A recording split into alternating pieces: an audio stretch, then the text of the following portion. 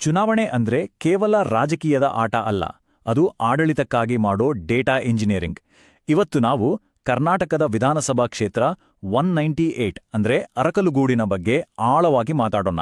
ಇದು ಬರೀ ಒಂದು ರಾಜಕೀಯ ವಿಶ್ಲೇಷಣೆ ಅಲ್ಲ, ಬದಲಿಗೆ ಡೇಟಾವನ್ನ ಆಧಾರವಾಗಿಟ್ಕೊಂಡು ಆಡಳಿತದ ಒಂದು ನೀಲನಕ್ಷೆಯನ್ನ ಹೇಗೆ ರೂಪಿಸಬಹುದು ಅನ್ನೋದರ ಅಧ್ಯಯನ. ಹಾಸನ ಜಿಲ್ಲೆಯ ಒಂದು ಪ್ರಮುಖ ಭಾಗ ಅರಕಲಗೂಡು. ಇಲ್ಲಿನ ರಾಜಕೀಯ ಆರ್ಥಿಕತೆಯನ್ನ ನಾವು ತಳಮಟ್ಟದಿಂದ ಅರ್ಥ ಮಾಡಿಕೊಳ್ಬೇಕು ಅನ್ನೋದೇ ನಮ್ಮ ಗುರಿ. ಅಂದ್ರೆ ಕೇವಲ ಅಂಕಿಸಂಖ್ಯೆಗಳನ್ನ ನೋಡೋದಲ್ಲ, ಅಲ್ಲಿನ ಜನರ ನಾಡಿಮಿಡಿತ ಹೇಗಿದೆ, ಅವರ ದೈನಂದಿನ ಬದುಕು, ಅವರ ಆಸೆ ಆಕಾಂಕ್ಷೆಗಳು ಮತ್ತೆ ಅವರ ಆಳವಾದ ಸಮಸ್ಯೆಗಳು ಯಾವುವು ಅಂತ ತಿಳ್ಕೋಬೇಕು. ನಮ್ಮ ಈ ವಿಶ್ಲೇಷಣೆಯ ಪಯಣದಲ್ಲಿ 5 ಮುಖ್ಯ ಘಟ್ಟಗಳಿವೆ. ಮೊದಲು ಮಣ್ಣಿನ ಮಿಡಿತ, ಅಂದ್ರೆ ಅಲ್ಲಿನ ಜನರ ಬದುಕನ್ನ ಅರಿಯೋಣ. ಆಮೇಲೆ ಜನರ ತೀರ್ಪು ಏನು ಹೇಳುತ್ತೆ ಅಂತ ನೋಡೋಣ. ನಂತರ ಫಲಿತಾಂಶದ ಹಿಂದಿನ ಕಾರಣಗಳನ್ನ ವಿಶ್ಲೇಷಿಸಿ ಆಡಳಿತಕ್ಕೆ ಒಂದು ಸ್ಪಷ್ಟ ನೀಲನಕ್ಷೆಯನ್ನ ರೂಪಿಸೋಣ. ಕೊನೆಗೆ ಅರಕಲಗೂಡಿಗೆ ಒಂದು ಭವಿಷ್ಯದ ದೃಷ್ಟಿಕೋನ ಹೇಗಿರಬಹುದು ಅಂತ ಚರ್ಚಿಸೋಣ. ಸರಿ, ಯಾವುದೇ ಅಂಕಿಅಂಶಗಳನ್ನು ನೋಡೋಕ್ಕೂ ಮುಂಚೆ ಕ್ಷೇತ್ರದ ನಿಜವಾದ ವಾಸ್ತವ ಏನು ಅಂತ ಅರ್ಥ ಮಾಡ್ಕೊಳ್ಳೋದು ತುಂಬಾನೇ ಮುಖ್ಯ. ಅಲ್ಲಿನ ಜನರ ಜೀವನೋಪಾಯ ಏನು, ಭೂಮಿ ಜೊತೆ ಅವರಿಗಿರೋ ಸಂಬಂಧ ಎಂಥದ್ದು, ಮತ್ತೆ ಅವರ ದೈನಂದಿನ ಬದುಕಲ್ಲಿ ಅವರು ಎದುರಿಸ್ತಾ ಇರೋ ಸಂಘರ್ಷಗಳೇನು, ಇಲ್ಲಿಂದ ನಮ್ಮ ಚರ್ಚೆ ಶುರುವಾಗತ್ತೆ. ನೋಡಿ, ಅರ್ಕಲ್ಗೂಡು ಅಂದ್ರೆ ಬಹುತೇಕ ಒಂದು ಗ್ರಾಮೀಣ ಕ್ಷೇತ್ರ. 92% ಜನ ಇರೋದು ಹಳ್ಳಿಗಳಲ್ಲಿ. ಇದೇ ಸಂಗತಿ ಅಲ್ಲಿನ ಆರ್ಥಿಕತೆ, ರಾಜಕೀಯ ಸವಾಲುಗಳು ಎಲ್ಲವನ್ನೂ ನಿರ್ಧರಿಸುತ್ತೆ. ಇದನ್ನು ನಾವು ಮಣ್ಣಿನ ಮನಸ್ಸು ಅಂತ ಕರೀಬೋದು. ಇಲ್ಲಿನ ರಾಜಕೀಯದ ಬೇರುಗಳು ಆಳವಾಗಿ ಮಣ್ಣಲ್ಲೇ ಇವೆ. ಇಲ್ಲಿನ 80% ದುಡಿಯೋ ವರ್ಗ ಕೃಷಿಯನ್ನೇ ನಂಬ್ಕೊಂಡಿದೆ. ಅಂದ್ರೆ ಸುಮಾರು 53,000 ರೈತರು, 14,000 ಕೃಷಿ ಕಾರ್ಮಿಕರು, ಇವರೆಲ್ಲರ ಜೀವನೋಪಾಯ ನೇರವಾಗಿ ಭೂಮಿ ಮತ್ತು ಮಳೆ ಮೇಲೆ ನಿಂತಿದೆ. ಇದು ಕಡಿಮೆ ಮಳೆ ಬೀಳೋ ಪ್ರದೇಶ ಅನ್ನೋದ್ರಿಂದ ಅವರ ಬದುಕು ಯಾವಾಗ್ಲೂ ಒಂದು ಅನಿಶ್ಚಿತತೆಯಲ್ಲೇ ಇರುತ್ತೆ. ಇವನ್ನೆಲ್ಲ ನಾವು ಬರೀ ಸಣ್ಣ ಪುಟ್ಟ ಅನಾನುಕೂಲತೆಗಳು ಅಂತ ಹೇಳೋಕ್ಕಾಗಲ್ಲ. ಇವು ಜನರ ಬದುಕಿನ ಮೇಲೆ ನೇರ ಪರಿಣಾಮ ಬೀರೋ ಮೂಲಭೂತ ಸಂಘರ್ಷಗಳು. ಹಾಳಾದ ಹಳ್ಳಿ ರಸ್ತೆಗಳು, ಸೀಮಿತ ನೀರಾವರಿ, ನಂಬೋಕಾಗದ ಕುಡಿಯೋ ನೀರಿನ ವ್ಯವಸ್ಥೆ, ಕೆಲಸ ಹುಡುಕೊಂಡು ಯುವಕರು ಪಟ್ಟಣಕ್ಕೆ ಹೋಗ್ತಾ ಇರೋದು, ಈ ಎಲ್ಲ ಸಮಸ್ಯೆಗಳು ಕ್ಷೇತ್ರ ಮೂಲಕ ಒಂದು ಆಳವಾದ ಅಸಮಾಧಾನವನ್ನ ಸೃಷ್ಟಿಸಿವೆ. ಸರಿ, ಜನರ ಭಾವನೆಗಳನ್ನ ಅರ್ಥ ಮಾಡ್ಕೊಂಡ್ವಿ. ಈಗ ಅಂಕಿಅಂಶಗಳು ಏನ್ ಹೇಳ್ತವೆ ಅಂತ ನೋಡೋಣ. ಚುನಾವಣೆಯ ಫಲಿತಾಂಶ ಅಂದ್ರೆ ಅದು ಜನರ ಧ್ವನಿ. ಆ ಧ್ವನಿ ನಮಗೆ ಏನ್ ಹೇಳತ್ತೆ ಅಂತ ಸರಿಯಾಗಿ ಕೇಳಿಸ್ಕೊಳ್ಳೋಣ.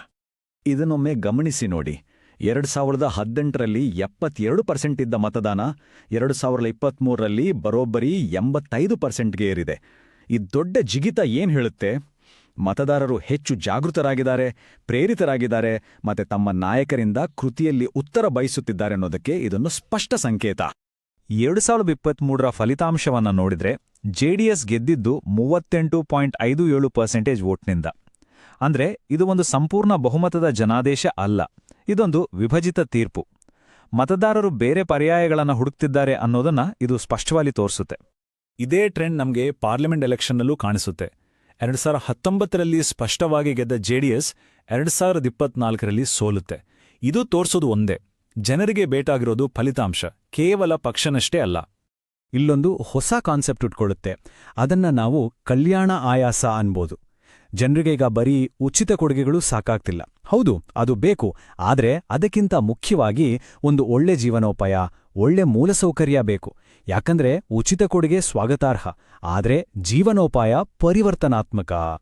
ಫಲಿತಾಂಶಗಳಿಗಾಗಿ ನಡೆಯೋ ಈ ಹುಡುಕಾಟ ಇದೆಯಲ್ಲ, ಇದು ನಮ್ಮ ಪ್ರಜಾಪ್ರಭುತ್ವದ ಮೂಲ ಆಶಯ. ನಮ್ಮ ಸಂವಿಧಾನ ಕೂಡ ಇದನ್ನೇ ಹೇಳದು. ಪ್ರತಿಯೊಬ್ಬ ವ್ಯಕ್ತಿಯ ಘನತೆಯನ್ನ ಗೌರವಿಸಬೇಕು, ನಾಯಕರು ಜನರ ಸಮಸ್ಯೆಗಳನ್ನ ಕೇಳಬೇಕು, ಮತ್ತೆ ಅದಕ್ಕೆ ಕೇವಲ ಮಾತುಗಳಿಂದಲ್ಲ, ಸತ್ಯಾಂಶಗಳ ಆಧಾರದ ಮೇಲೆ ಉತ್ತರ ಕೊಡಬೇಕು.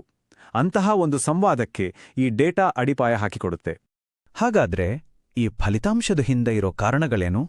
ನಾವಿಲ್ಲಿ ವ್ಯಕ್ತಿಗಳ ಬಗ್ಗೆ ಮಾತಾಡ್ತಾ ಇಲ್ಲ, ಬದಲಿಗೆ ಅರಕಲಗೂಡಿನ ರಾಜಕೀಯ ಮತ್ತು ಸಾಮಾಜಿಕ ವ್ಯವಸ್ಥೆಗಳನ್ನ ವಿಶ್ಲೇಷಣೆ ಮಾಡ್ತಾ ಇದ್ದೀವಿ. ಯಾವುದೇ ಕ್ಷೇತ್ರದ ರಾಜಕೀಯವನ್ನ ಅರ್ಥ ಮಾಡ್ಕೋಬೇಕಾದ್ರೆ ಅಲ್ಲಿನ ಸಾಮಾಜಿಕ ಸಂಯೋಜನೆಯನ್ನ ನೋಡ್ಲೇಬೇಕು. ಇಲ್ಲಿ ಒಕ್ಕಲಿಗ ಮತ್ತು ಲಿಂಗಾಯತ ಸಮುದಾಯಗಳು ಪ್ರಬಲವಾಗಿವೆ. ಜೊತೆಗೆ ಸುಮಾರು 21.3% ದಲಿತರು ಮತ್ತು 3.6% ಮುಸ್ಲಿಮರಿದ್ದಾರೆ. ಯಾವುದೇ ಗೆಲುವಿನ ತಂತ್ರಗಾರಿಕೆ ಈ ಸಾಮಾಜಿಕ ಸಮೀಕರಣಗಳನ್ನ ಅರ್ಥ ಮಾಡ್ಕೊಳ್ಳೇಬೇಕು. ಇನ್ನು ಮುಖ್ಯ ಪಕ್ಷಗಳನ್ನ ನೋಡಿದ್ರೆ ಒಂದು ಕಡೆ ಅಧಿಕಾರದಲ್ಲಿರೋ ಜೆಡಿಎಸ್. ಅವರ ಬಲ ಅಂದ್ರೆ ಅವರ ಆಳವಾಗಿ ಬೇರೂರಿರೋ ನೆಟ್ವರ್ಕ್. ಆದರೆ ದೌರ್ಬಲ್ಯ, ಆಡಳಿತ ವಿರೋಧಿ ಅಲೆ ಮತ್ತೆ ದುರ್ಬಲ ಜನಾದೇಶ. ಇನ್ನೊಂದು ಕಡೆ ಬಿಜೆಪಿ ರಾಜ್ಯ ಮತ್ತು ಕೇಂದ್ರ ಸರ್ಕಾರದ ಫಂಡ್ ತರೋ ಶಕ್ತಿ ಅವರಿಗಿದೆ. ಆದರೆ ಐತಿಹಾಸಿಕವಾಗಿ ಕೇವಲ 10% ವೋಟ್ ಶೇರ್ ಇದೆ ಮತ್ತೆ ಸ್ಥಳೀಯ ಮಟ್ಟದಲ್ಲಿ ಕಾರ್ಯಕರ್ತರ ಕೊರತೆ ಇದೆ. ಹಾಗಿದ್ಮೇಲೆ ಒಬ್ಬ ಹೊಸಬರಿಗೆ, ಒಬ್ಬ ಚಾಲೆಂಜರ್ಗೆ ಅವಕಾಶ ಇರೋದು ಎಲ್ಲಿ? ಡೇಟಾ ನಮಗೆ ಸ್ಪಷ್ಟವಾಗಿ ದಾರಿ ತೋರಿಸುತ್ತೆ.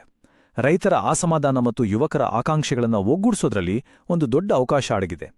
ಬೇರೆ ಕ್ಷೇತ್ರಗಳಲ್ಲಿ ಏನಾದಿದೆ ಅಂತ ನೋಡೋದ್ರಿಂದಾನೂ ಕಲಿಯೋದು ಬಹಳಷ್ಟಿದೆ. ಉದಾಹರಣೆಗೆ ಮಂಡ್ಯದಲ್ಲಿ ಸ್ಥಳೀಯ ಕೃಷಿ ಸಮಸ್ಯೆಗಳ ಮೇಲೆ ಫೋಕಸ್ ಮಾಡಿ ಸಾಮಾಜಿಕ ಒಕ್ಕೂಟವನ್ನ ವಿಸ್ತರಿಸಿ ಗೆಲುವು ಸಾಧಿಸಲಾಯಿತು. ಚಾಮರಾಜನಗರದಲ್ಲಿ ಡಿಜಿಟಲ್ ಪ್ರಚಾರದ ಜೊತೆ ಯುವಕರನ್ನ ಸೇರಿಸಿಕೊಂಡು ತಳಮಟ್ಟದಲ್ಲಿ ಕೆಲಸ ಮಾಡಿ ಯಶಸ್ಸು ಕಾಣ್ರು.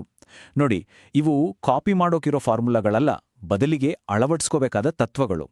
ಇಲ್ಲಿಂದ ನಮ್ಮ ವಿಶ್ಲೇಷಣೆ ಒಂದು ಹೊಸ ತಿರುವು ಪಡ್ಕೊಳ್ಳುತ್ತೆ. ಕೇವಲ ಸಮಸ್ಯೆಗಳನ್ನ ಹೇಳೋದಲ್ಲ, ಅದಕ್ಕೊಂದು ಪರಿಹಾರದ ನೀಲನಕ್ಷೆ ಕೊಡೋದು, ಜನರಿಗೆ ಸ್ಪಷ್ಟವಾಗಿ ಕಾಣುವಂಥ, ಅಳತೆ ಮಾಡ್ಬೋದಂಥ ಪ್ರತಿಫಲ ಕೊಡುವ ಒಂದು ಯೋಜನೆ. ಜನರ 3 ಮುಖ್ಯ ಸಮಸ್ಯೆಗಳು: ನೀರು, ರಸ್ತೆ ಮತ್ತು ಉದ್ಯೋಗ. ಇವುಗಳಿಗೆ ನೇರ ಉತ್ತರ ಕೊಡೋ 3 ಆಧಾರ ಸ್ತಂಭ ಯೋಜನೆಗಳು ಇಲ್ಲಿವೆ. ಭದ್ರಾ ಜಲಾಶಯದಿಂದ ಹೊಸ ನೀರಾವರಿ ಕಾಲುವೆ, ಗ್ರಾಮೀಣ ರಸ್ತೆಗಳ ಉನ್ನತೀಕರಣ ಮತ್ತು ಕೃಷಿ ಆಧಾರಿತ ಕೈಗಾರಿಕಾ ಪಾರ್ಕ್. ಮೊದಲನೇದು ನೀರಾವರಿ ಕಾಲುವೆ. ಇದಕ್ಕೆ ಅಂದಾಜು ಖರ್ಚು 150 ಕೋಟಿ ರೂಪಾಯಿ. ಅದೇ ಅದರಿಂದ ಸಿಗೋ ಲಾಭ 30% ಹೆಚ್ಚು ಕೃಷಿ ಭೂಮಿ ಸಾಗುವಳಿಗೆ ಬರುತ್ತೆ. ಯೋಚನೆ ಮಾಡಿ, ಇದು ಆ ಕ್ಷೇತ್ರದ ಪ್ರತಿಯೊಂದು ರೈತ ಕುಟುಂಬದ ಬದುಕನ್ನ ಹೇಗೆ ಬದಲಾಯಿಸಬಹುದು ಅಂತ. ಎರಡನೇದು ಗ್ರಾಮೀಣ ರಸ್ತೆಗಳು. 80 ಕೋಟಿ ಖರ್ಚು ಮಾಡಿದ್ರೆ 10,000ಕ್ಕೂ ಹೆಚ್ಚು ರೈತರ ಪ್ರಯಾಣದ ಸಮಯ 40% ಕಮ್ಮಿಯಾಗುತ್ತೆ. ಅಂದ್ರೆ ಬೆಳೆ ಬೇಗ ಮಾರುಕಟ್ಟೆ ತಲುಪುತ್ತೆ, ಜನರಿಗೆ ಅವಕಾಶಗಳು ಹತ್ರ ಆಗುತ್ತೆ. ಮೂರನೇದು ಅಗ್ರಿ ಇಂಡಸ್ಟ್ರಿಯಲ್ ಪಾರ್ಕ್. ಇದು ಕೇವಲ 500 ಸ್ಥಳೀಯ ಉದ್ಯೋಗಗಳ ಪ್ರಶ್ನೆಯಲ್ಲ, ರೈತರ ಬೆಳೆಗೆ 25% ಹೆಚ್ಚು ಬೆಲೆ ಸಿಗುವಂತೆ ಮಾಡುತ್ತೆ.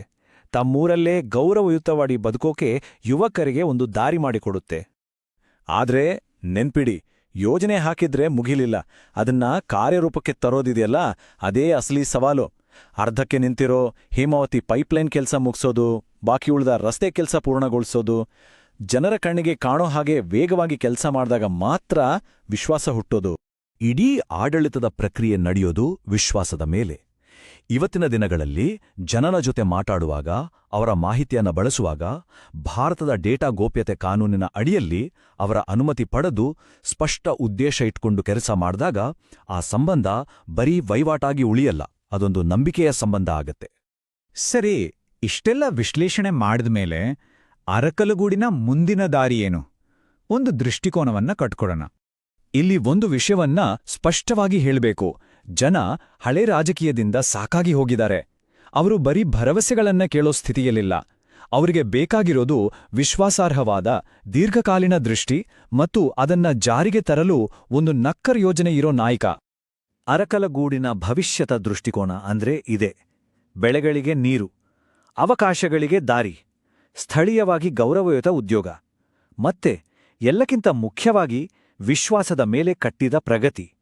ನಮ್ಮ ಇಡೀ ವಿಶ್ಲೇಷಣೆಯ ಸಾರಾಂಶವೇ ಇದು. ಇಂಥದ್ದೊಂದು ಭವಿಷ್ಯವನ್ನ ಕಟ್ಟೋಕೆ ಡೇಟಾ ಆಧಾರಿತ ಸೇವಾ ಮನೋಭಾವದ ನಾಯಕತ್ವ ಬೇಕು.